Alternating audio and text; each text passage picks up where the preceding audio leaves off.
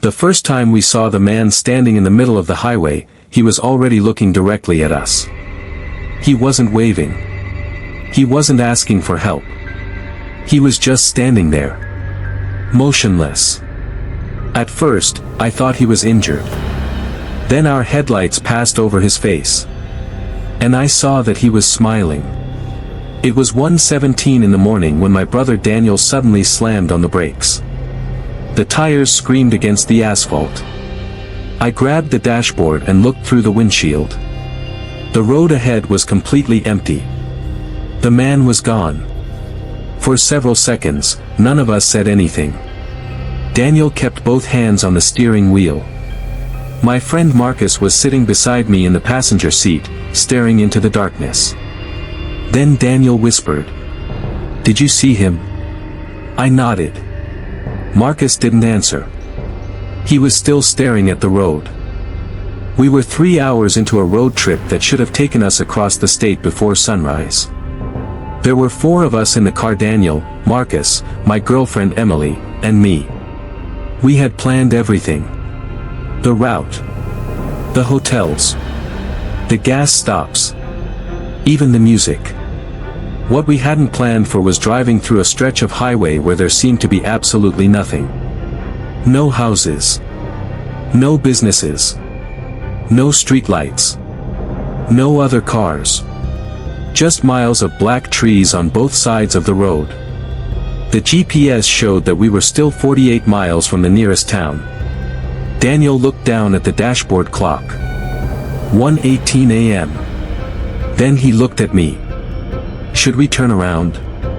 I laughed nervously. "Turn around and go where?" He didn't respond. Because we all knew the answer. There was nowhere to go. The nearest exit was more than 20 miles behind us. So Daniel put the car back into drive. We continued. For the next 10 minutes, nobody talked. The radio wasn't working properly. Every station was covered by static. Then, without warning, the radio stopped making noise. A man's voice came through. Very quietly. "Don't stop." Daniel immediately switched it off. The car became silent. Emily sat up in the back seat. "What was that?" Daniel didn't answer. Marcus turned toward him. "Was that the radio?" "Yeah." "Did you hear what he said?" Daniel nodded. "Don't stop." Nobody spoke after that. I remember thinking there had to be an explanation. Some local station. Some recorded message. Maybe interference. Maybe we had simply misheard it. I wanted to believe that. Then we saw the man again. He was standing beside the road. Not in the middle this time. About 30 feet from the pavement. Our headlights illuminated him for barely 2 seconds. He was wearing a dark jacket. Dark pants. No reflective clothing. No flashlight.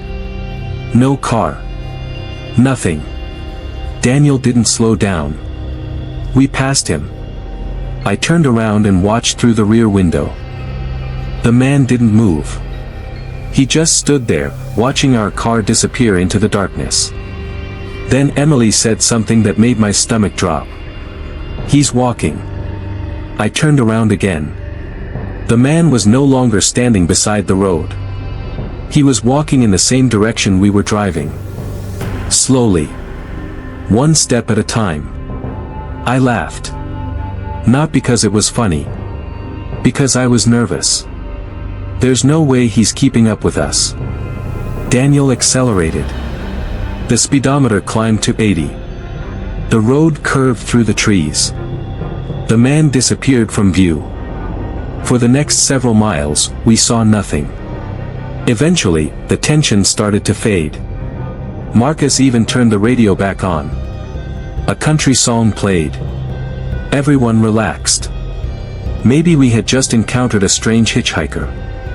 Maybe he had a vehicle parked somewhere farther down the road. Maybe everything was fine. Then the GPS suddenly announced. Recalculating. Daniel frowned. What? The GPS displayed a new route. Instead of continuing straight, it wanted us to take an unmarked road that branched off the highway. Daniel ignored it. The GPS recalculated again. Then again. Every few seconds. Finally, the screen went black. Daniel tapped it. Nothing. He pressed the power button. Still nothing. Marcus pulled out his phone. No signal. Emily checked hers. Same. I looked at mine. No service. That was strange. We had been using our phones normally less than half an hour earlier. Daniel slowed the car. We need to find a gas station. There should be one around here, Marcus said. He opened a map app. The map loaded. Then disappeared. Great. Nobody laughed. Daniel continued driving. A few minutes later, we saw a sign. Gas, next exit. The sign was old and badly damaged. But it was there. Daniel took the exit. The road narrowed almost immediately. There were no lane markings. The pavement was cracked. Trees surrounded us on both sides. I looked at Daniel. Are you sure this is right? He pointed at the sign. It said gas. We continued. The road seemed to stretch forever. 5 minutes passed. Then 10. Then 15. No gas station. No houses. Nothing. Daniel finally stopped. Something's wrong. Marcus looked at the map. Maybe the sign was old. Daniel turned the car around. As we drove back toward the highway, Emily suddenly screamed. I spun around. She was pointing behind us. There. At first, I couldn't see anything. Then our headlights caught something between the trees. A person. Standing beside the road. The same man. I felt every muscle in my body tighten. Daniel stopped. The man was maybe 20 yards away. He wasn't walking anymore. He was just standing there. Facing us. Marcus whispered. How did he get here? Daniel locked the doors. The man took one step toward the car. Daniel accelerated. We flew back toward the highway. Nobody said a word. When we reached the main road, Daniel didn't stop. He kept driving. 10 minutes later, we saw headlights behind us. A car. Finally. I almost felt relieved. Someone's behind us, Emily said. Daniel looked in the rearview mirror. The headlights were getting closer. The vehicle was driving extremely fast. Daniel moved into the right lane. The other car stayed behind us. It didn't pass. It just followed. Marcus looked over his shoulder. Is that the guy's car? No, Daniel said. You don't know that. I said no. The headlights got closer. Then the vehicle disappeared around a bend. For a moment, we couldn't see it. Then it appeared again. Much closer. Daniel accelerated. The other car accelerated too. My heart started pounding. Maybe it's a cop, Emily said. Marcus looked at the vehicle. No light bar. Daniel pushed the accelerator down. The car reached 90 miles per hour. The vehicle behind us remained close. Then something strange happened. The headlights behind us turned off. Completely. The road disappeared into darkness behind us. Daniel immediately slowed. What the hell? We all looked back. Nothing. No car. No headlights. Nothing. It was as if the vehicle had vanished. Daniel pulled onto the shoulder. Maybe we lost him. Marcus stared through the rear window. Then he said, "Don't move." Daniel froze. Why?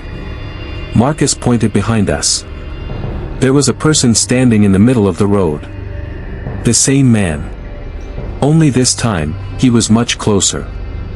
He was standing maybe 50 feet behind our car. And he wasn't looking at the road. He was looking directly at us. Daniel locked the doors again. The man slowly raised one hand. Not waving. Pointing. He pointed toward the back of our car. Then he smiled. Emily began crying quietly. Daniel started the engine. Nobody say anything. He pulled onto the highway. The man disappeared behind us. We didn't stop again. We drove for nearly an hour. Eventually, we reached a small town. The first thing we saw was a brightly lit gas station. Daniel pulled in. All four of us got out. We didn't even care about the cold. We just needed to be somewhere with lights and other people. A middle-aged cashier was working behind the counter. Daniel walked inside. "Can we get 4 coffees?" The cashier looked at him. Then at the rest of us. "You folks coming from the north?" Daniel nodded. "Yeah." The cashier's expression changed. "Did you stop anywhere?" Daniel hesitated.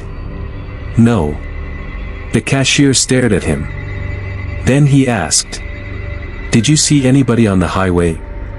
My stomach dropped. Daniel slowly shook his head. "No." The cashier looked toward the windows. Then back at us. "You sure?" Marcus stepped forward. "Why?" The cashier lowered his voice. "There's been a man out there." "Who?" "Nobody knows." He paused. "People have been reporting him for years." Nobody moved. The cashier continued. "Usually around 1 in the morning." Daniel looked at the clock above the counter. 2:46 a.m. The cashier noticed. "He appears on the old highway." "What does he do?" I asked. The cashier looked at me. "He stands in the road." I swallowed. "That's it?" "No." He leaned closer. "Sometimes he follows cars." The room suddenly felt much colder. Daniel asked, "Has anyone ever stopped for him?" The cashier didn't answer immediately. Finally, he said, "Some people did." "And?" The cashier looked down. "They never made it to town." Silence. Then Emily asked, "Did they die?" The cashier shook his head. "That's the strange part." He pointed toward the highway. "Most of them were never found."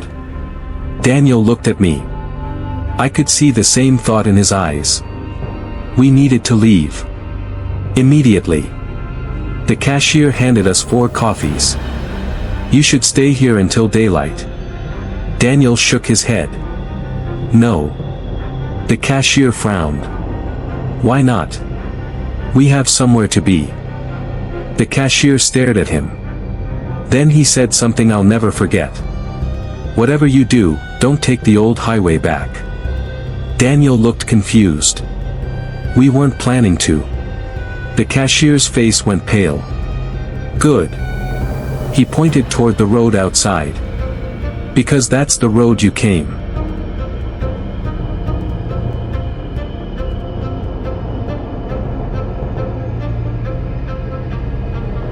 From.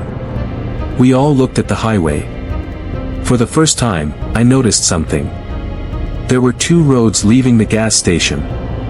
One was the main highway. The other was a narrow road disappearing into the trees. Daniel walked outside. He checked the car. Then he came back inside. "Which way is the main highway?" The cashier pointed. "That way." Daniel nodded. We thanked him. Then we left. We got into the car. Daniel started the engine. The moment he shifted into drive, my phone buzzed. I looked down. One new message. No number. No name. Just a blank sender. The message contained only 5 words. You shouldn't have stopped. I stared at the screen. Then another message appeared. He knows where you are. I looked toward the rear window. The parking lot was empty. At least, I thought it was. Then Emily whispered from the back seat. Guys. I turned around. She was looking through the rear windshield. Her face had gone completely white. What? She pointed toward the edge of the parking lot. Standing beneath a broken streetlight was the man.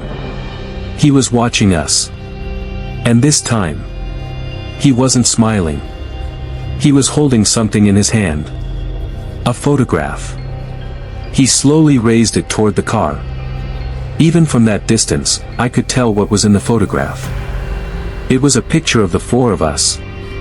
Taken inside the car. Just minutes earlier. Daniel slammed the accelerator down. We tore out of the gas station.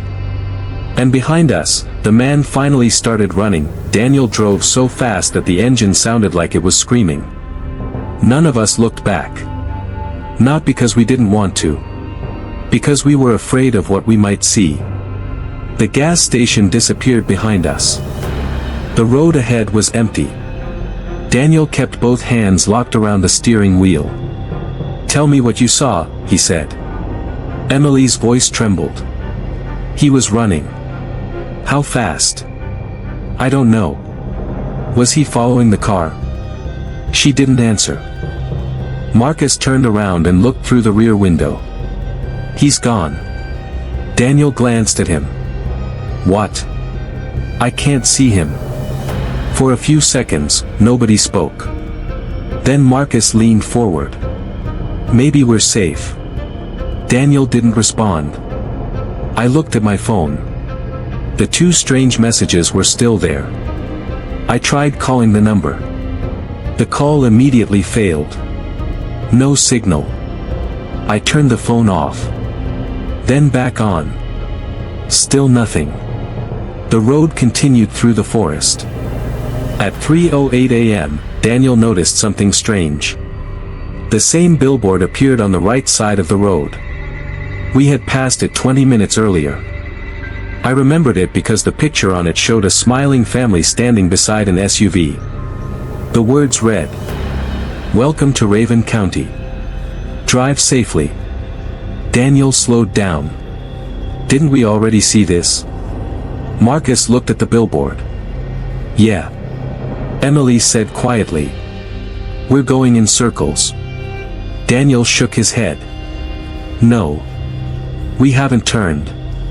He checked the GPS. The screen was working again.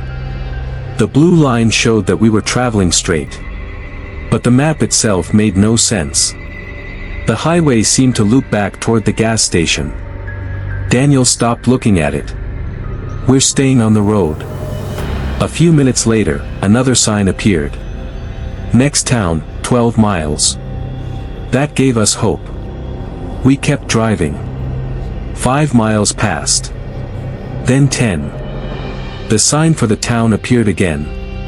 Next town, 12 miles. Daniel slammed the brakes. The car stopped. Nobody moved. Marcus looked at the sign through the windshield. That's impossible. Daniel whispered. Yeah. He put the car in reverse. Then he turned around. We're going back to the gas station. Emily immediately protested. No. It's the only place with people. But he was there. Daniel looked at her. Exactly. He paused. That means someone there knows what's happening. We turned around. The road behind us was empty. For several minutes, nothing happened. Then the radio turned on by itself. Static filled the car. Daniel reached for the controls. Before he could touch them, a man's voice came through. You're going the wrong way. Daniel froze. The voice continued. You should have kept driving. Marcus grabbed the radio and ripped the cable from the dashboard. The static stopped. Emily started crying again.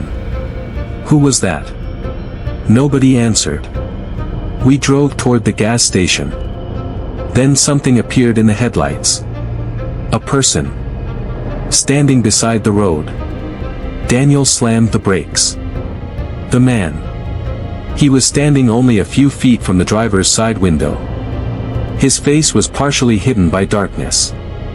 Daniel locked the doors. The man leaned toward the window. He didn't knock. He didn't speak. He simply stared at Daniel.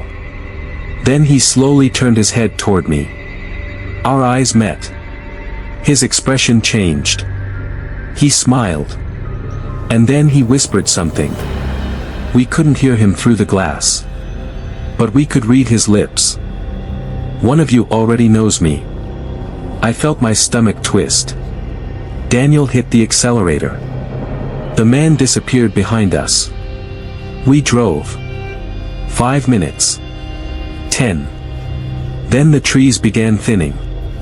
Lights appeared ahead. The gas station. We had somehow returned. Daniel pulled in. But something was different. The building was dark.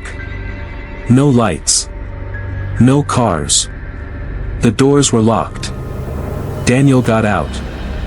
He approached the front entrance. Hello.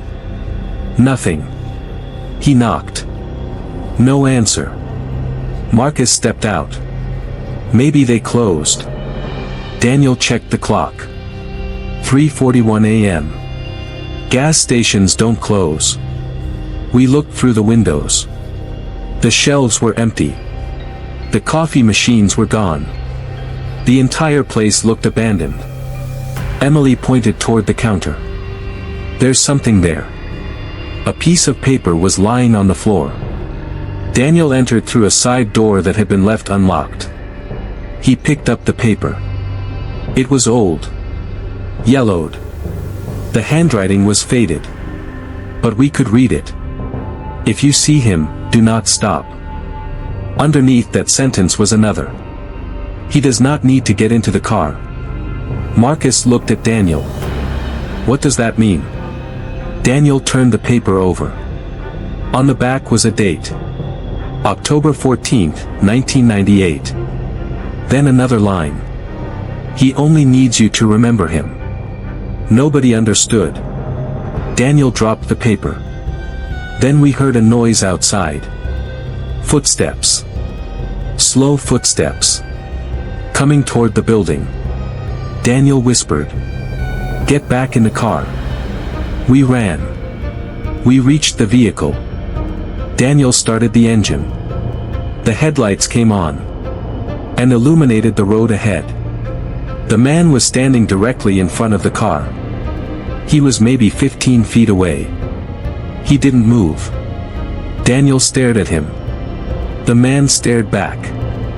Then Daniel did something none of us expected. He got out of the car. Daniel! I shouted. He ignored me. He walked toward the man. The man remained still. Daniel stopped a few feet away. Who are you? The man didn't answer. Daniel raised his voice. Why are you following us? Still nothing. Then the man pointed toward me. I looked behind myself. Nothing. When I looked back at him, he was gone. Daniel spun around. The road was empty. Then Emily screamed. The passenger side window had fogged up. A handprint appeared on the glass. From the inside. Marcus jumped back. Nobody touched the windows. Another handprint appeared. Then another. 4 fingerprints. As if someone was pressing their hands against the glass from inside the car. Daniel ran back. He opened the driver's door. Get out. We all climbed out. The moment my feet touched the pavement, every window in the car cleared. There was nothing inside. Daniel stared into the vehicle. Then he saw something on the back seat. A photograph. He picked it up. It was the same photograph we'd received on my phone. Except now there was something different. The photograph showed the four of us sitting inside the car. But behind us, visible through the rear windshield, was the man. And underneath the picture was a handwritten date. October 14th, 1998. Daniel dropped it. Marcus picked it up. That's impossible.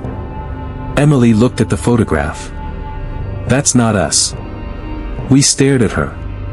What? She pointed at the picture. Look at the driver's seat. Daniel looked. The person sitting behind the wheel wasn't him. It was another man. Different clothes. Different face. Different car interior. Emily whispered. It's not a photograph of us.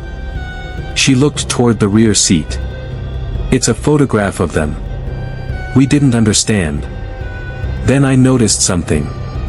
There were 4 people in the photograph. 2 men. 2 women. And standing outside the car was the same man who had been following us. Marcus looked at the date. Maybe this is what happened to them. Nobody spoke. Then Daniel remembered something. The cashier. We drove back toward the town. This time, we took the main highway. The sun was beginning to rise. The darkness slowly faded. At 5:12 a.m., we finally reached the town. We found a police station and went inside. 2 officers listened to our story. At first, they seemed skeptical. Then Daniel showed them the photograph. The older officer stopped smiling. He took the photograph from Daniel. He stared at it for several seconds. Then he looked at us. Where did you get this? We found it at the gas station. The officer's expression changed. What gas station? We gave him the location. He looked at his partner. Then back at us. There's no gas station there. Daniel shook his head. We were there. No. You don't understand. The officer interrupted. That station burned down in 1998. Nobody moved. He turned the photograph over. The date was still there. October 14th, 1998. The officer walked into another room. A few minutes later, he returned carrying a file. He placed several photographs on the desk. One showed a burned-out gas station. Another showed 4 people standing beside a car. My hands began shaking. The 4 people in the picture were the same 4 people from the photograph we'd found. The officer said. They disappeared that night. Daniel stared at the picture. What happened to them? The officer shook his head. Nobody knows. He opened another file. Inside was an old newspaper clipping. 4 college students had disappeared while driving home.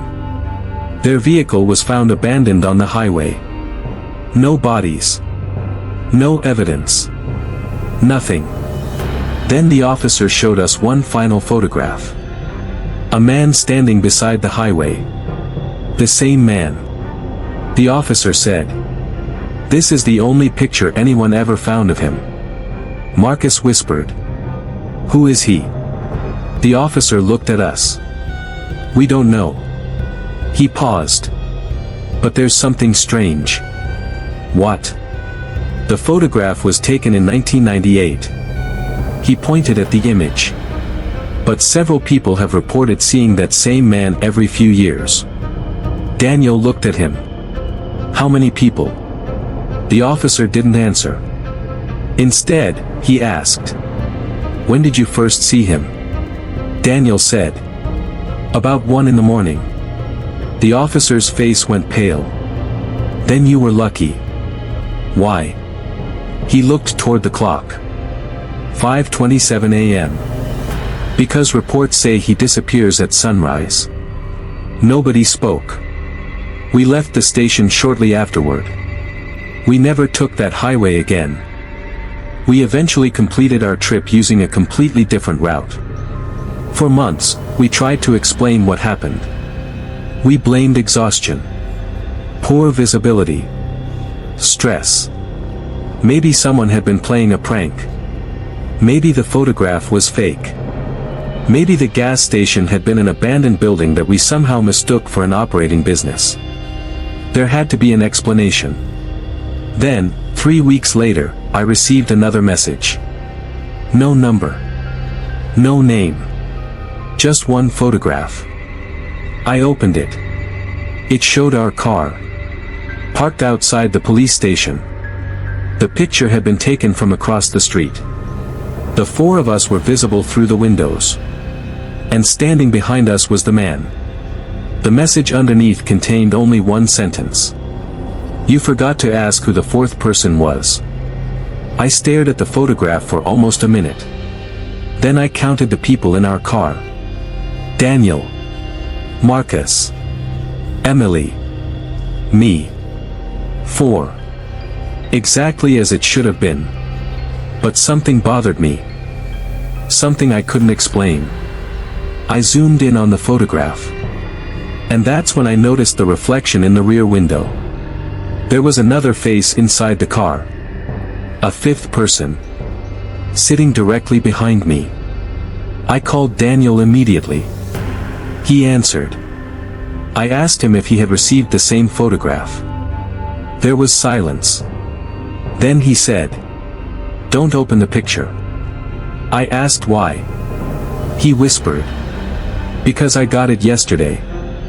What did you see? His voice became very quiet. I saw you. I didn't understand. What do you mean? He said. You weren't in the car. I looked at the photograph again. Daniel continued. You're standing outside the car. I stared at the image. He was right. There were 4 people inside. Daniel, Marcus, Emily, and someone sitting behind me. And outside the car, standing near the police station, was me. I dropped the phone.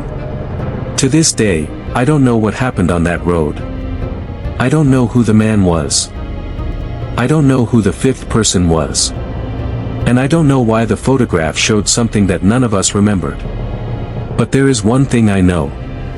The next morning, Daniel sold the car. Marcus moved to another city. Emily refused to drive at night.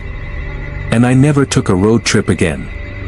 Because sometimes, when I'm driving alone after midnight, I still see someone standing beside the highway. And every time I pass them, I check the rearview mirror. Because I'm afraid that one day, I won't see the person standing on the road. I'll see him sitting in the back seat. At 2:13 in the morning, my wife woke me up by screaming my name. I opened my eyes and saw her pointing through the windshield. There was a little girl standing in the middle of the highway. She couldn't have been more than 8 years old. She was barefoot. Her white dress was covered in mud. And she was holding a small red suitcase. I slammed on the brakes. The car stopped less than 20 feet from her. For a second, she didn't move. Then she slowly lifted her head. And smiled. My wife grabbed my arm. Don't get out. I looked at the little girl. She's a child. My wife shook her head. No. Her voice was trembling. Look at her feet. I looked down. The girl's feet weren't touching the road. They were hanging several inches above the asphalt. Then the headlights flickered. The girl disappeared. That was the moment our road trip stopped being a road trip. My name is Ryan. At the time, I was 31 years old, and my wife, Sarah, was 29. We had been married for almost 4 years. We were driving across the country to visit Sarah's parents after spending a week traveling through several small towns. It was supposed to be relaxing. No work. No deadlines. No phones. Just 2 people, an old SUV, and several hundred miles of highway. The problem started when we decided to take a shortcut. The main highway was crowded, and our GPS showed a smaller road that would supposedly save us almost 2 hours. Sarah didn't like the idea. "Are you sure this road is real?" I looked at the GPS. "Yeah. It doesn't even have a number. It's probably just a county road." She stared at the dark road ahead. There were no streetlights. No buildings. No traffic. Just endless forest. "Ryan, maybe we should stay on the highway." I laughed. "We'll be fine." That was the decision I regretted more than anything. For the first 40 minutes, everything seemed normal. Then our GPS announced, "Turn right in 500 feet." I followed the instruction. The road became narrower. Trees closed in on both sides. After another mile, the GPS said, "Continue for 18 miles." Sarah looked at the screen. "Where exactly are we going?" "A town called Bellwood." "Never heard of it." "Me neither." We continued. 20 minutes later, we passed an old road sign. "Bellwood, 11 miles." Sarah looked relieved. "See? It's real." I smiled. "Exactly." A few minutes later, we saw another sign. "Bellwood, 11 miles." Sarah frowned. "Didn't we just see that?" "Probably another sign." "No." She looked behind us. "I remember it." I ignored her. Then we saw the same sign again. "Bellwood, 11 miles." This time, I slowed down. Sarah stared at me. "Turn around." I shook my head. "Maybe the GPS is wrong." "Ryan. We'll find another road." She didn't answer. We continued. Then the road became strangely quiet. Even the insects disappeared. The only sound was the engine. No birds. No wind. Nothing. I looked at the clock. 1:47 a.m. Sarah was asleep. I continued driving. Then the GPS said something unexpected. "Arriving at destination." I looked at the screen. It showed that we had arrived in Bellwood. But there was nothing around us. No town. No houses. No lights. Just trees. I stopped the car. Sarah woke up. "Are we there?" I looked around. No. She checked the GPS. It showed a blue dot sitting directly in the center of a road. Underneath it were the words, "You have arrived." Sarah looked at me. "Arrived where?" Before I could answer, the GPS screen went black. Then every light on the dashboard turned off. The engine died. The headlights disappeared. We were sitting in complete darkness. Sarah whispered, "Ryan, I'm here. Start the car." I turned the key. Nothing. Again. Nothing. I tried a third time. The engine started. The headlights came back on. And that's when we saw the house. It was standing about 30 yards ahead.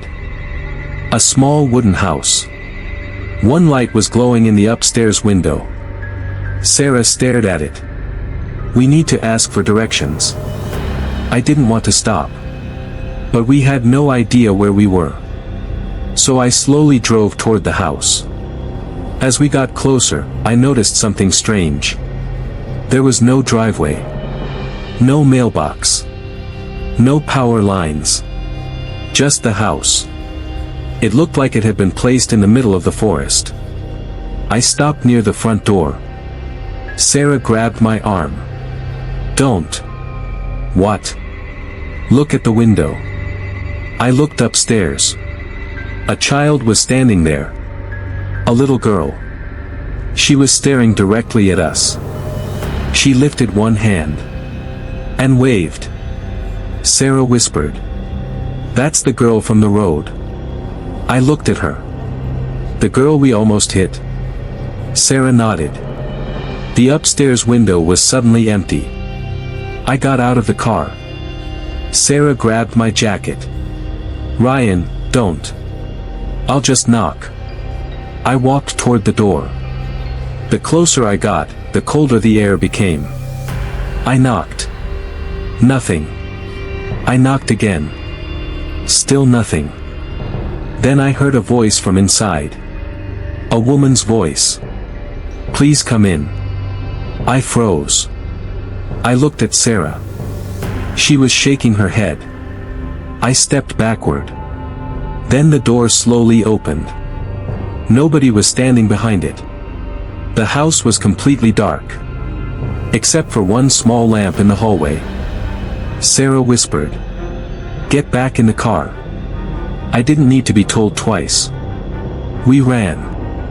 I got inside. Locked the doors. Started the engine. And drove away. We didn't look back. For several miles, neither of us spoke. Then Sarah said, Do you remember what she said? Who? The woman. I nodded. Please come in. Sarah looked at me. She didn't sound like she was asking us. What do you mean? She sounded like she knew we were coming. I didn't answer. Because I had been thinking the same thing.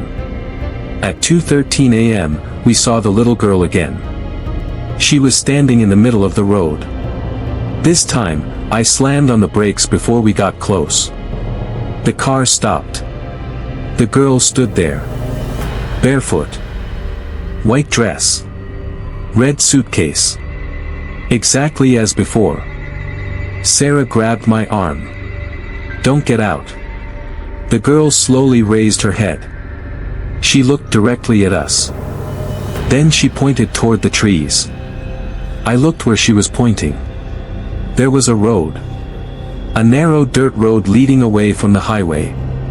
A wooden sign stood beside it. Exit 7. I stared at the sign. There wasn't an exit here before. Sarah whispered.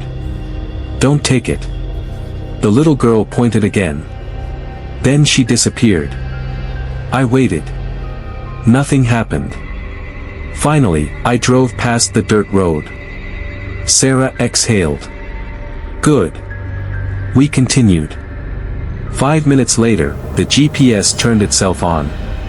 The screen displayed a route. Exit 7, turn right. I laughed nervously. That's impossible. Sarah looked at the screen. Then she said, Turn it off. I did. The screen went black. 3 seconds later, it turned back on. Exit 7, turn right. I switched it off again. It came back. This time, the message was different. She is waiting. Sarah began crying. Keep driving. I pushed the accelerator down. The road seemed endless. Then we saw another sign. Exit 7 to 1 mile. Sarah covered her face. Ryan, please. I'm not stopping. Another sign. Exit 7 to 500 feet. Then another. Exit 7, now. A dirt road appeared on the right. I drove past it. The moment we passed, the engine died. The car rolled to a stop. I tried restarting it. Nothing. Then I heard a sound from the back seat. A child's voice. Very quietly. Why didn't you stop? Sarah screamed. I turned around. There was nobody there. But the red suitcase was sitting on the back seat. The exact same suitcase the girl had been holding. I stared at it. Sarah whispered. Where did that come from? I didn't know. I reached toward it. Then stopped. Something was written on the suitcase. A name. Emily. Sarah looked at me. Don't touch it. I nodded. We stayed inside the car. Neither of us moved. Then the suitcase slowly opened by itself. Inside were children's clothes, a small photograph, and a folded piece of paper. The photograph showed a little girl standing beside a wooden house. On the back was a date, June 17, 1996. The piece of paper contained only one sentence. "My parents took exit 7.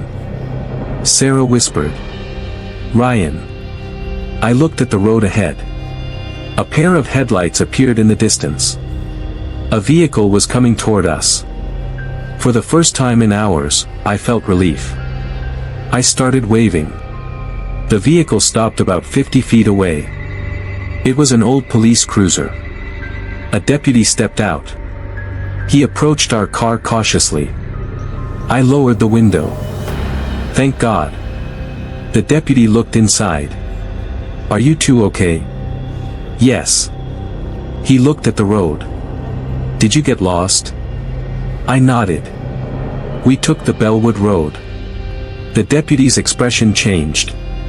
"Bellwood?" "Yes." He stared at us. Then he looked toward the back seat. His face went pale. He stepped backward. "Where did you get that?" I looked at the suitcase. "What?" "The red suitcase." I told him we didn't know. He didn't respond. Instead, he pulled out his radio. "Dispatch, I need another unit." Then he looked at us. "Get out of the vehicle." Sarah immediately opened her door. The deputy stopped her. "Not yet." He stared at the suitcase. "Don't touch anything." His voice was shaking. I asked, "What's happening?" He didn't answer. He walked around the car. Then he stopped beside the rear passenger window. He stared at the suitcase for several seconds. Finally, he said, "That girl disappeared 30 years ago." Sarah whispered. "Emily." The deputy looked at her. "How do you know that name?" We showed him the photograph. He took it. His hands started trembling. "This is her." He looked toward the forest. "Where did you find this?" "On the back seat." The deputy stepped away from the car. "That's not possible." "Why?" He didn't answer. Instead, he asked, "Did you see a house?" I nodded. He closed his eyes. "Did someone invite you inside?" Sarah said, "Yes." The deputy looked at us. "Then you were lucky." "Why?" He pointed toward the darkness behind us. "Because there hasn't been a house there for 30 years. He paused. "And there hasn't been an exit 7 for almost as long." I looked at the road. The dirt path was gone. There was only forest. The deputy helped us reach the main highway. Before we left, he told us something. "Whatever you do, don't follow the GPS anymore." I asked him why. He said, "Because sometimes it doesn't take you where you're going." He looked toward the forest. "Sometimes it takes you where someone else disappeared." We drove until sunrise. At the first town we reached, we stopped at a motel. Neither of us slept. I kept thinking about the little girl. About the suitcase. About the house. And especially about the voice from inside the door. "Please come in." At 8:30 a.m., I called the number the deputy had given us. I wanted to know what happened to Emily. The deputy told me that the disappearance was real.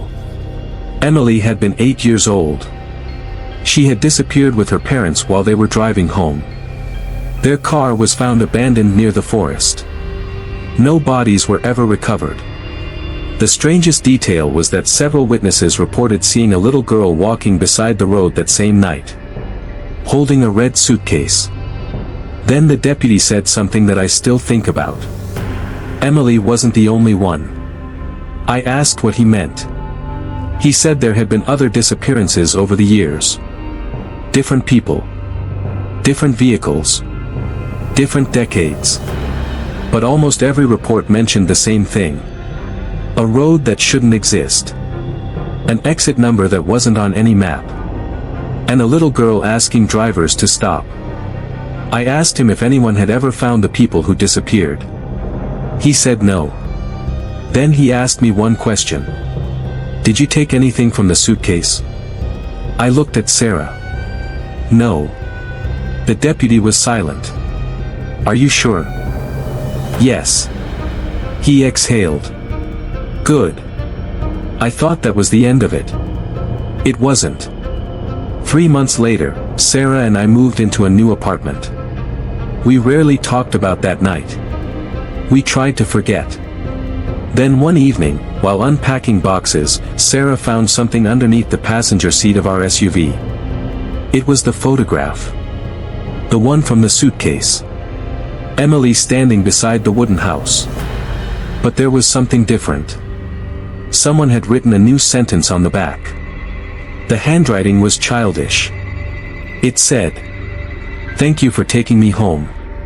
Sarah dropped the photograph. I picked it up. The room suddenly became silent.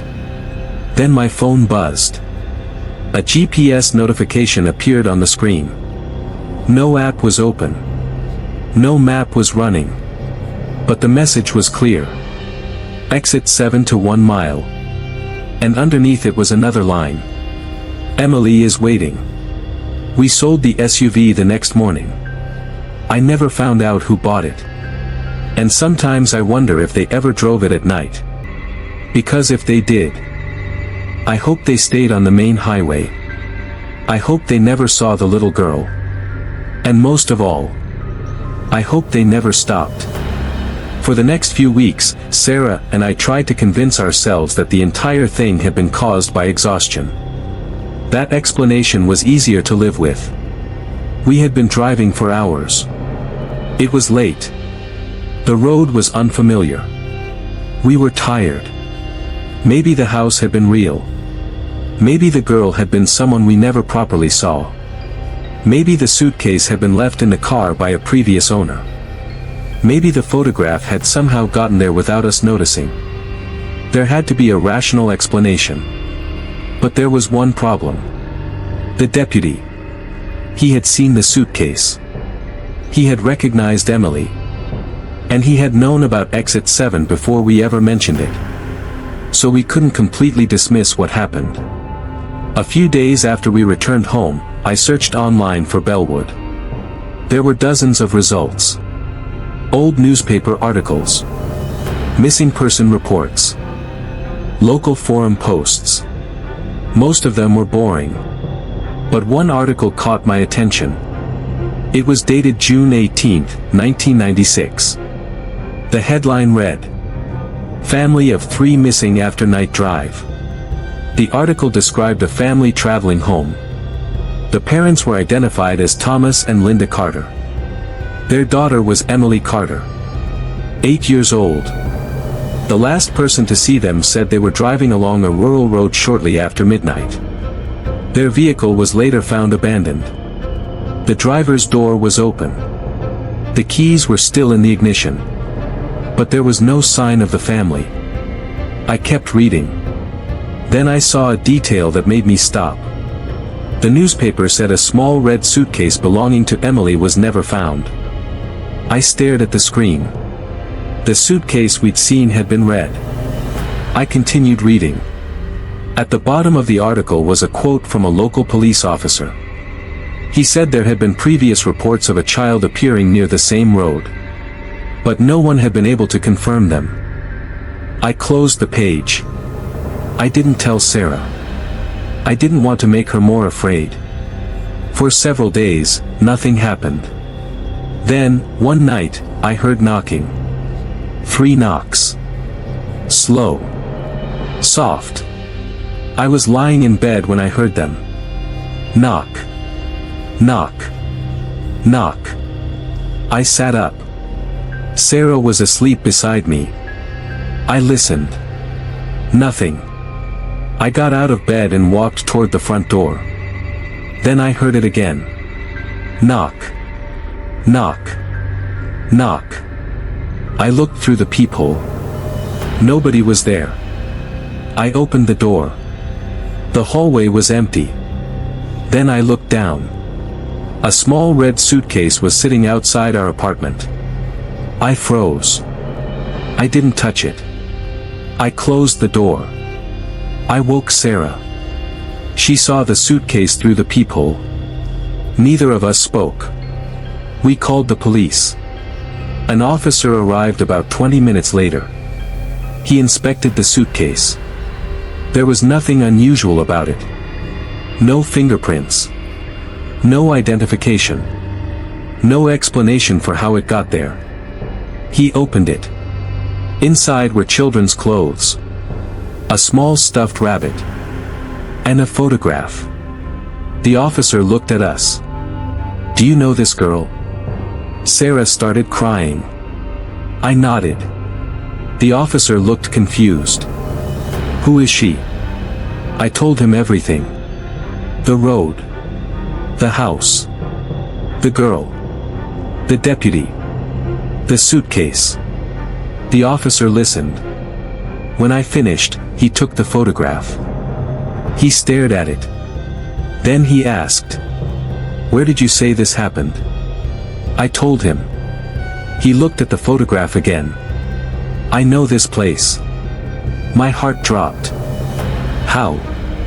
My father was a police officer in that county. He turned the photograph over. Then he said, "This picture was part of the original investigation." I asked him where he got it. He shook his head. "I don't know." The officer left with the suitcase. We never heard from him again. 3 days later, I received a call from an unknown number. It was the deputy. The same deputy who had stopped us on the road. His voice sounded exhausted. "You need to listen carefully." I sat down. "What happened?" He said, "We found your vehicle on an old county map." I didn't understand. "What do you mean?" "The road you were driving on." He paused. "It was removed from official maps in 1997. Why?" "Because of the disappearances." He explained that the county had originally planned to close the road completely. But people continued using it. Some drivers said they had seen a strange exit. Others reported a house that wasn't on any property records. And some claimed they had seen a little girl. The county eventually changed the road layout. The old exit 7 was removed. The signs were taken down. The road was blocked. At least officially. I asked him how we got there. He said he didn't know. Then he asked, "Did the girl say anything to you?" I remembered the road. The little girl. Her expression. Her pointing toward the forest. She asked why we didn't stop. The deputy was silent. Then he said, "That's what she always asks." "What does it mean?" "I don't know." He paused. "But I found something." "What?" "An old police report." He told me that several years after Emily disappeared, another family reported seeing her. They stopped. The girl asked them to follow her. They refused. The next morning, their vehicle was found abandoned. The family was never located. But there was one thing left inside their car. A red suitcase. I asked him what was inside. He said, "Nothing." Then he corrected himself. "Almost nothing." "What?" "A note." "What did it say?" He took a breath. "She wants someone to take her home." The call ended. I didn't sleep that night. The next morning, Sarah told me she wanted to leave the city. She wanted to stay with her parents. I agreed. We packed our things. We left that afternoon. But halfway there, the GPS suddenly changed. I hadn't entered a destination. Yet the screen displayed a route. Home, 42 miles. I laughed. We're already going home. Sarah looked at the screen. That's not our home. I looked at her. What? She pointed. The GPS had selected a location. Bellwood. 42 miles away. I immediately unplugged the device. The screen remained on. I pulled over. Sarah looked behind us. There was nobody on the road. Then we heard something from the trunk. 3 knocks. Knock. Knock. Knock. We stared at each other. I got out. Sarah grabbed my arm. Don't. I need to see. I opened the trunk. Nothing. Our luggage was still there. No suitcase. No person. Nothing. I closed the trunk. Then I noticed something on the road behind us. A little red suitcase. Sitting in the middle of the lane. Sarah whispered. Drive. I got back inside. We left it there. We didn't stop. The GPS kept trying to redirect us. Every few minutes, it displayed the same message. Turn around. I turned the device off. It came back on. Turn around. I threw it into the glove compartment. We drove until we reached Sarah's parents' house. We stayed there for almost 2 months. Nothing happened. Eventually, we started to feel normal again. Then, one afternoon, I received an envelope. No return address. Inside was a photograph. It showed the old wooden house. The same house we'd seen that night. But this photograph was different. It had been taken during the day. The house looked abandoned. Windows broken. Walls covered in vines. The entire building was half collapsed. On the back of the photograph was a date. June 17, 2026. The date was only a few days earlier. I showed Sarah. She stared at it. Then she noticed something. Someone was standing in one of the upstairs windows. A little girl. White dress. Red suitcase. Sarah dropped the photograph. That was the last time we talked about Emily. At least for several years. We moved. We changed jobs. We bought a different car. We stopped traveling at night. Life went on. Then, in 2029, I received a message from an unknown number. It contained a location. I opened it. The map showed an empty stretch of forest. No road. No houses. No town. Just trees. Then another message appeared. She found the way home. I blocked the number. A few seconds later, my wife's phone received the same message. We didn't sleep that night. The next morning, we contacted the deputy. His number was disconnected. We searched for him online. Nothing. Eventually, I found an old article. The deputy had retired. He had disappeared 2 years earlier. His vehicle was found near the old Bellwood Road. There was no sign of him. The article mentioned one unusual detail. A small red suitcase had been found inside the vehicle. At that point, I stopped searching. I didn't want to know anymore. But sometimes, when I think about that night, I wonder if we misunderstood the girl. Maybe she wasn't trying to hurt us. Maybe she wasn't trying to lure us into the forest. Maybe she really was trying to go home. Maybe every driver who saw her had the same choice. Stop. Or keep driving. And maybe the people who disappeared weren't victims at all. Maybe they followed her. Maybe they believed they could take her home. And maybe the road didn't disappear because of Emily. Maybe it disappeared because of what was waiting at the end of it. There is one final detail I never told anyone. Not Sarah. Not the police. Nobody. On the night we saw the little girl, when she was standing in the middle of the highway, I noticed something behind her. There was another person standing among the trees. An adult. A man. He was watching her. At the time, I assumed he was her father. But now I know something. The man wasn't looking at the girl. He was looking at us. And when the girl disappeared, the man smiled. I still remember his face. Because it was the same face I saw in the upstairs window of the abandoned house. And the same face that appeared in the reflection of our rearview mirror as we drove away. Maybe that's why the girl kept asking drivers to stop. Maybe she wasn't trying to find her way home. Maybe she was trying to warn them.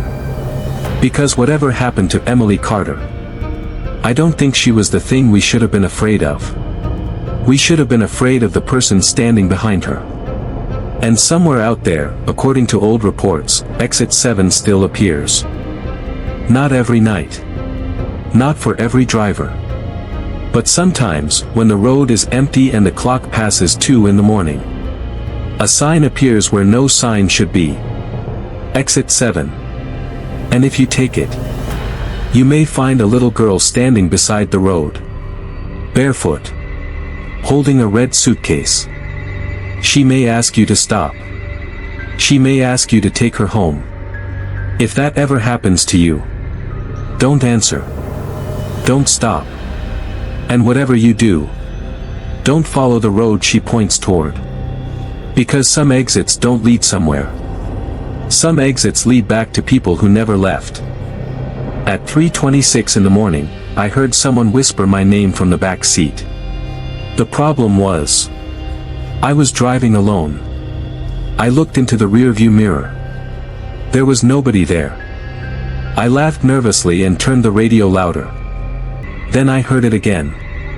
Daniel. This time, the voice was closer. I slammed on the brakes. The car stopped on an empty stretch of highway. I turned around. The back seat was completely empty. Then my phone vibrated. A notification appeared on the screen. One new photo. I opened it. It was a picture of me driving. Taken from the back seat. I was the only person visible in the car. But the photograph had been taken less than 10 seconds earlier. And in the reflection of the rear window, there was a face. That was the moment I realized I wasn't alone. My name is Daniel, and this happened during a road trip I took by myself in the winter of 2024. I had been working for several years without taking a proper vacation. So when I finally got a week off, I decided to drive to a small mountain town where I had spent summers as a child. It was supposed to be a simple trip. About 8 hours each way. I planned to leave early in the morning. Instead, I overslept. By the time I finished packing, it was already almost noon. I told myself I would drive until I got tired and stop at a motel. The first few hours were completely normal. I listened to music. Stopped for coffee. Called my parents. Nothing unusual happened. Around sunset, I reached the mountain highway. The weather changed quickly. Snow began falling. The road became slippery. Visibility dropped. I considered getting a hotel. But the next town was still about 40 miles away. I decided to continue. At around 11:30 p.m., my phone lost signal. The GPS still worked. It showed the road continuing through the mountains. Then the GPS announced, "Road closure ahead." I frowned.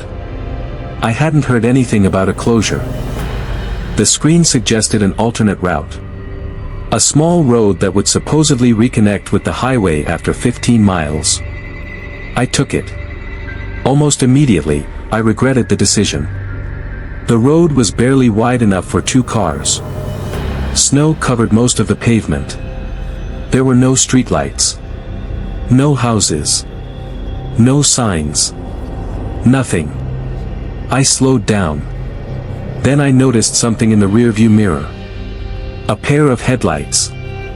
A car was following me. I felt relieved. At least I wasn't completely alone. The vehicle stayed behind me for several miles. Then the road became narrower. The headlights disappeared. I assumed the car had turned around. I continued.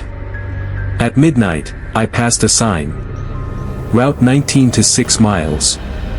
I had no idea where Route 19 was. But the GPS said I was going in the right direction. 6 miles later, I passed another sign. Route 19 to 6 miles. I stopped. I looked behind me. The road was empty. I checked the GPS. The blue dot showed me moving forward. But the map wasn't showing any road. Only a blank gray area. I restarted the app. Nothing changed. I decided to turn around. I made a slow 3-point turn. As I straightened the car, something hit the rear window. A loud bang. I jumped. I looked behind me. Nothing. I got out of the car. Snow was falling heavily. I walked around the vehicle. There were no footprints. No branches. No rocks. Nothing that could explain the sound. I got back inside. Locked the doors. Then I heard a soft tapping. From the back seat. 3 taps. Tap. Tap. Tap. I turned around. Nothing.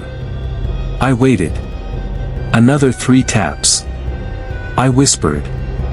Hello. No answer. I laughed at myself. You're getting tired. I drove on. The tapping stopped. For the next hour, everything was quiet. Then I heard a voice. Daniel. I froze. It was my name. I turned the radio off. The car became silent. I looked into the rearview mirror. Empty. Daniel. The voice came again. This time, it sounded like my mother. I immediately reached for my phone. No signal. I looked at the clock. 3:26 a.m. Then I saw the photograph notification. I opened it. A picture of me driving. Taken from the back seat. My hands were on the wheel. My face was visible in the mirror.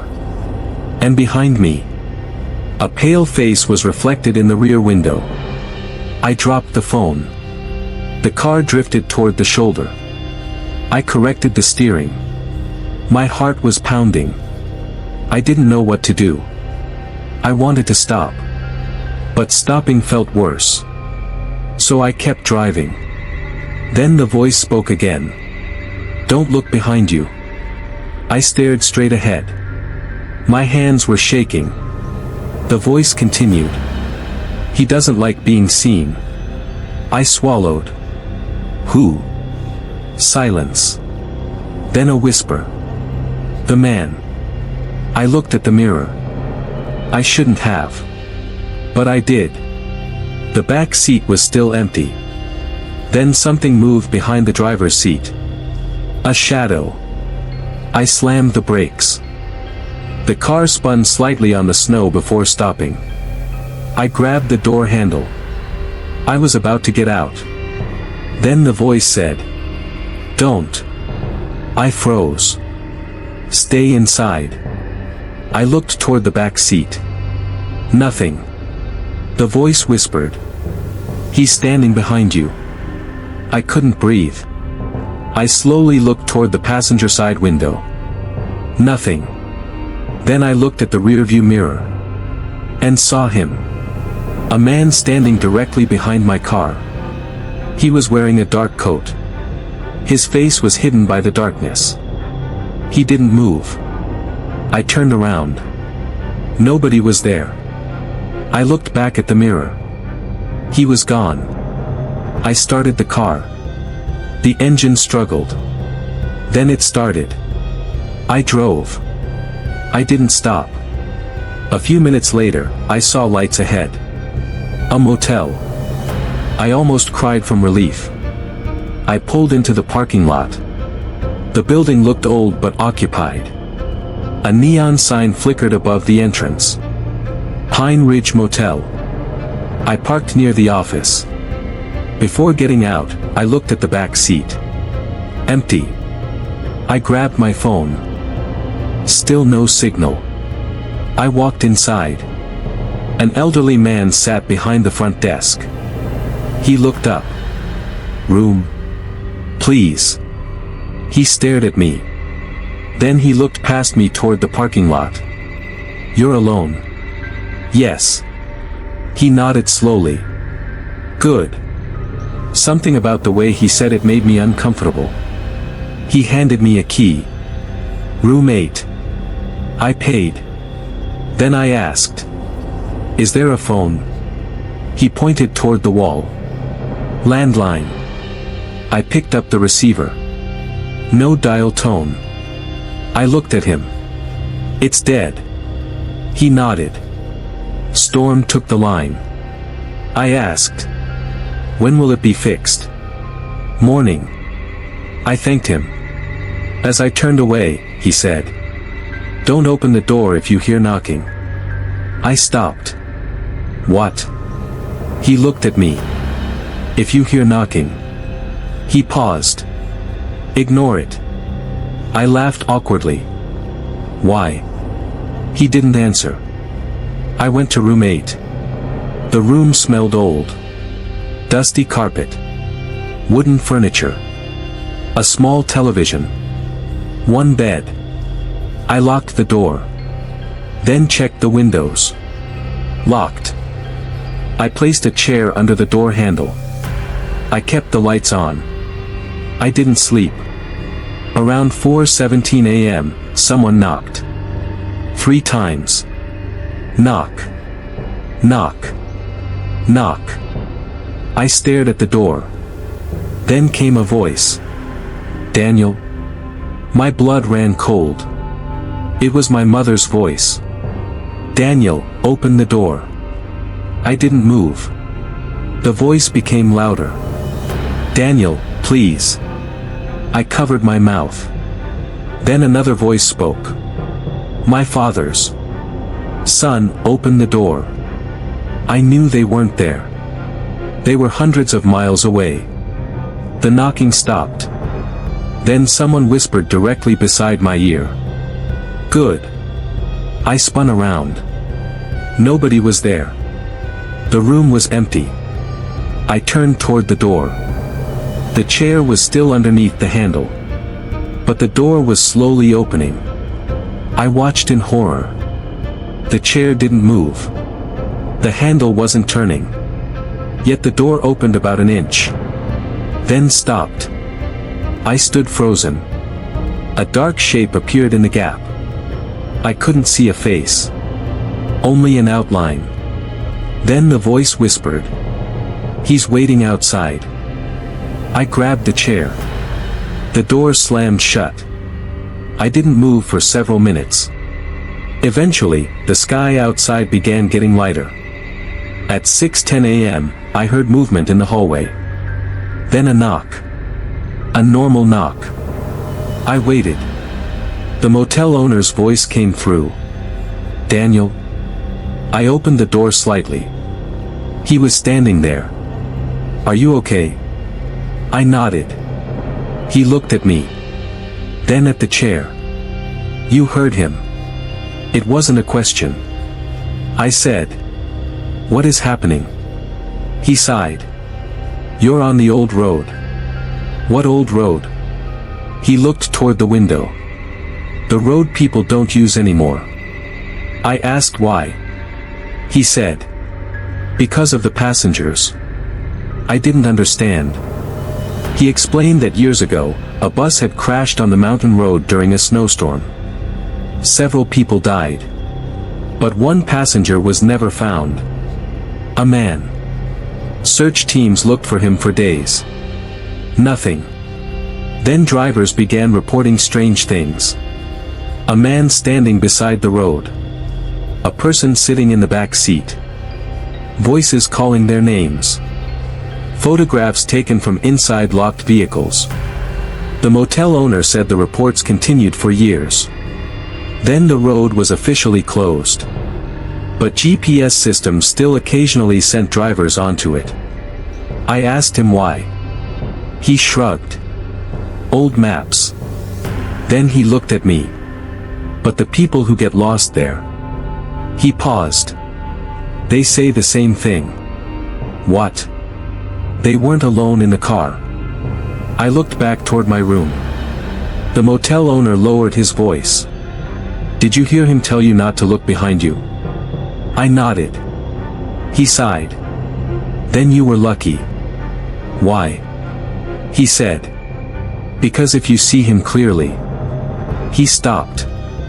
What happens? He looked directly into my eyes. He knows your face. I didn't understand. Then what? The old man didn't answer. Instead, he said, you need to leave before dark. I left that morning. The snow had stopped. The road was clear. I followed the motel owner's directions back to the main highway. As I drove away, I checked my phone. The signal returned. I had 27 missed calls. All from my mother. I called her. She answered immediately. Daniel, where have you been? I told her. I was driving. She said. I've been trying to reach you all night. I apologized. Then she asked. Did you get my messages? No. She became quiet. Then she said. I sent you a picture. I checked my phone. There was a new photo. I opened it. It was a picture of my car. Parked outside the motel.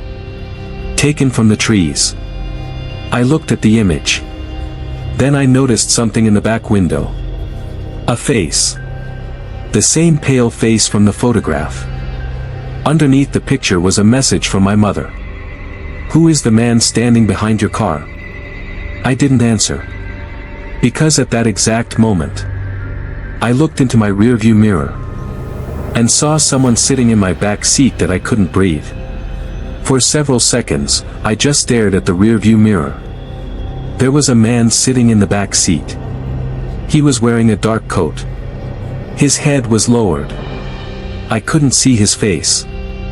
My first instinct was to slam on the brakes. But I remembered the voice. Don't look behind you. So I kept driving. My hands were shaking so badly that I could barely keep the car straight. I looked at the road.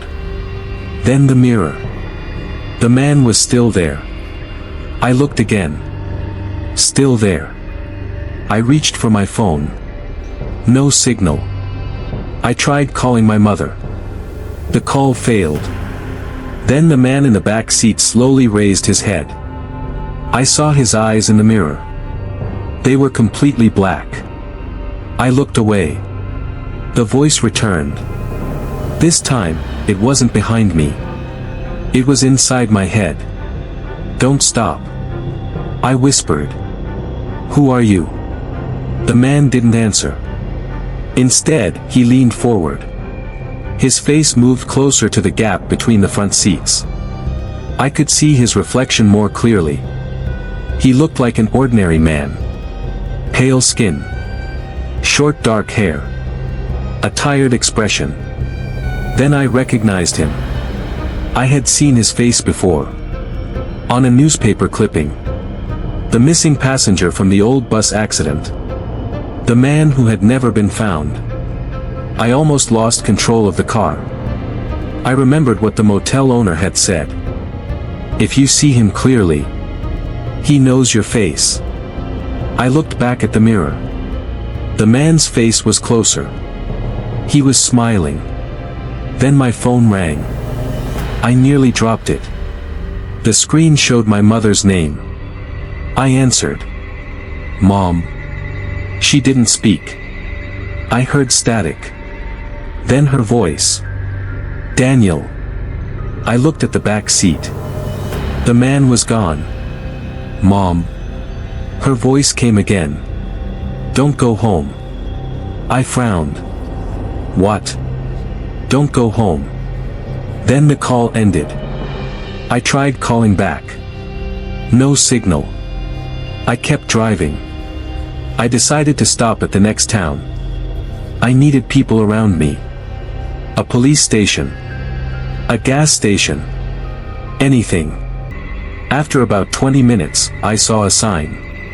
Next town, 4 miles. I felt relieved. Then the road sign changed. Next town, 4 miles. I slowed down. A mile later, the same sign appeared. Next town, 4 miles. I realized I was driving in a loop. I turned around. The road behind me looked different. There were no tire tracks. Even though I had just driven through the snow. I stopped. The car engine was still running. I checked the rearview mirror. Empty. For the first time, I felt relief. Then something touched my shoulder. I screamed. I turned around. Nothing. But there was a handprint on my jacket. Cold. Wet. I jumped out of the car. The door slammed behind me. I stood beside the vehicle, breathing heavily. Then I heard a voice from inside. Daniel. I backed away. The driver's door was open. I hadn't left it open. I looked through the window. The man was sitting in the driver's seat. He was looking at me. His mouth moved. But I couldn't hear him. Then he pointed toward the back seat. I looked. There was another person sitting there. A woman. Then another. A child. Then another. Within seconds, the entire back seat was filled with people. All of them staring at me. I ran.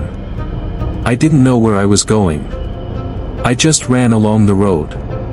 Snow covered my shoes. Branches scratched my face. I could hear footsteps behind me. Many footsteps. But I didn't turn around. Then I saw a light. A building. I ran toward it. It was a small roadside diner. I pushed through the door. Everyone inside looked at me. I collapsed into a chair. A waitress brought me water. Are you okay? I nodded. I told her my car had broken down. She looked outside. Where's your car? I pointed toward the road. She looked confused. There isn't a road back there. I stared at her. What? She shook her head. That's private forest. I walked to the window. My car was gone. There was no road. Only trees. I looked at the waitress. She crossed herself. You came from there. I nodded. She whispered something to the cook. He came out of the kitchen.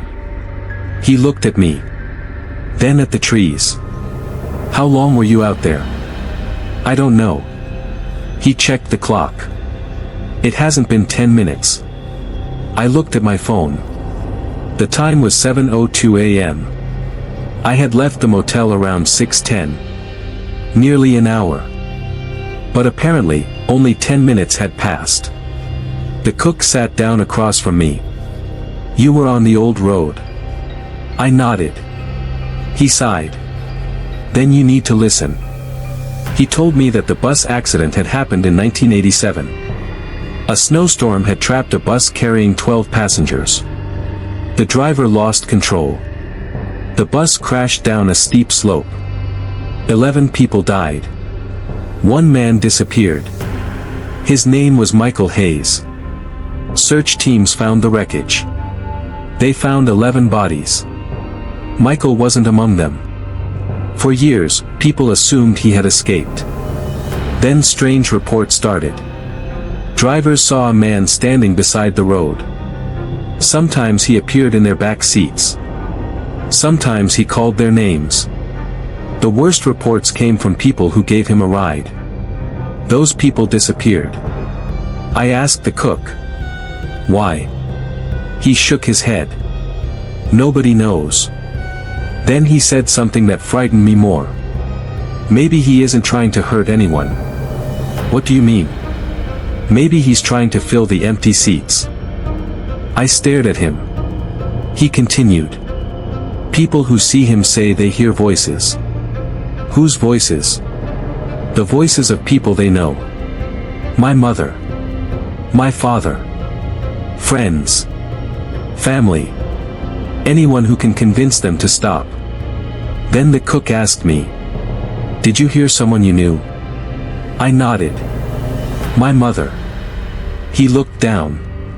That's how he gets close. I asked him how to stop it. He didn't answer immediately. Finally, he said, "You have to make it home before he gets into your memories." I didn't understand. He pointed toward the road. "If you start remembering things that didn't happen." He paused. "Don't trust them." I left the diner shortly afterward. The cook called a tow truck for me. But when the tow truck arrived, the driver found my SUV exactly where I had left it. On the road. Not in the forest. I didn't understand. Neither did he. I got into the vehicle. Before starting the engine, I checked the back seat. Empty. I drove to the nearest police station. I told them everything. They checked the road. They checked the motel, they checked the diner. They found nothing.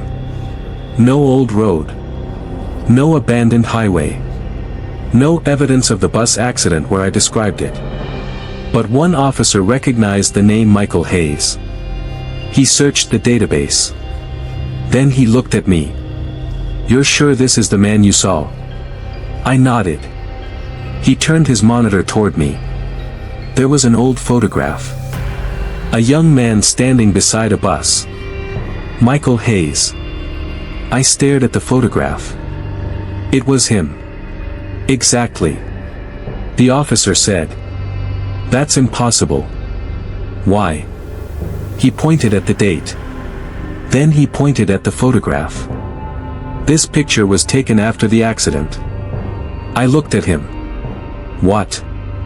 He explained that the photograph was found in the bus wreckage. But it had been taken 3 years after Michael supposedly disappeared. Nobody knew who took it. I asked him where. He said, "The old highway." I felt sick. The officer printed the photograph for me. I took it home. I put it in a drawer. I never looked at it again. For months, nothing happened. I stopped driving at night. I avoided mountain roads. I didn't tell anyone except my parents. Eventually, I thought it was over. Then one evening, I was cleaning my car. I found something underneath the back seat. A small object. A wallet. Old. Leather. I opened it. Inside was an identification card. Michael Hayes. The photograph matched the man from the road. There was also a bus ticket. Dated October 17, 1987. And one handwritten note. Only 4 words. I wasn't the passenger. I stared at it for a long time. Then I noticed something written underneath. I was the driver. I couldn't understand. The police had always said Michael was a passenger. The bus driver had died in the crash. So why would Michael have written that? I contacted the local historical society. They sent me newspaper records. The story had been wrong. Michael Hayes wasn't a passenger. He was driving the bus that night. The official report listed someone else as the driver. Nobody knew why. Then I found the final report. The last line said, "Driver's body never recovered." That explained everything. Michael hadn't disappeared as a passenger. He had been driving. And whatever happened that night, he was never found. But there was another detail. The bus had only 10 passengers. Not 12. The old records had been wrong. 11 bodies were found. One person was missing. That meant there were 12 people involved. The driver. And 11 passengers. Michael was the missing one. The question was, why did the report say he was a passenger? I kept searching. Eventually, I found an archived police interview. One survivor had claimed something strange. He said that before the crash, the driver had stopped the bus. He had gotten out. He was standing beside the road. Then he walked into the forest. The survivor said the driver returned 10 minutes later. But he looked different. He was smiling. And he told everyone, "There's another road." Nobody believed the survivor. The bus crashed shortly afterward. I stopped reading. Because I remembered the little road I had taken. The one that didn't appear on any map. The one with no tire tracks. The one that led into nowhere. Maybe that was the road. Maybe Michael had found it first. And maybe he had never really left. A year passed. I almost forgot about it.